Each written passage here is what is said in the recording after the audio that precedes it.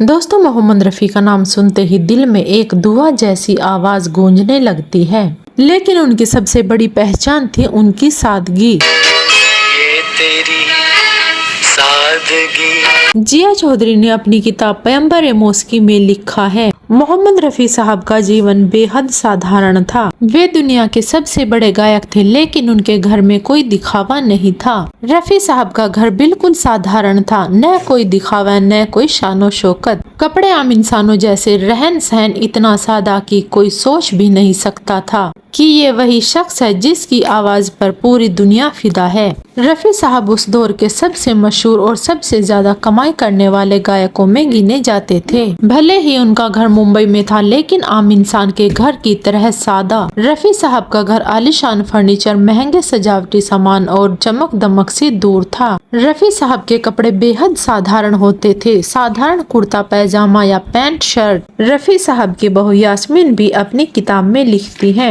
रफ़ी साहब बेहद साधारण तरीके से रहते थे। वह घर पर ज्यादातर कुर्ता और धोती ही पहनते थे। बहुत से लोग कहते हैं कि अगर आप मोहम्मद रफ़ी साहब को सड़क पर चलते देखें तो पहली नजर में पहचान नहीं पाएंगे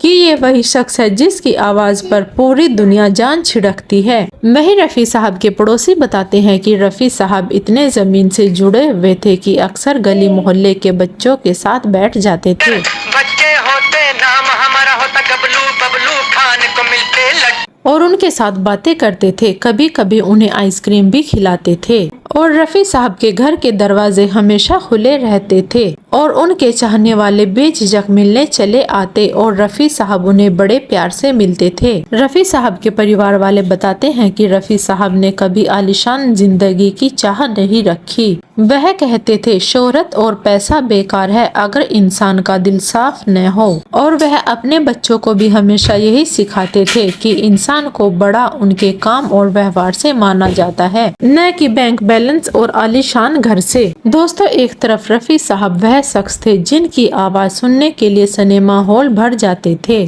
और दूसरी तरफ वही शख्स अपनी जिंदगी इतनी सादी जीते थे कि कोई आम इंसान हो। दोस्तों, यही असली महानता है, सफलता की ऊंचाइयों पर पहुंचकर भी जमीन से जुड़े रहना। मोहम्मद रफ़ी साहब की आवाज आज भी अमर है और उनकी सादगी हमेशा इंसानियत का सबक देती रहेगी। दोस्तों, अगर आपको हमारी वीडियो पसंद आई है तो लाइक करें और चैनल को सब्सक्राइब करना न भूलें।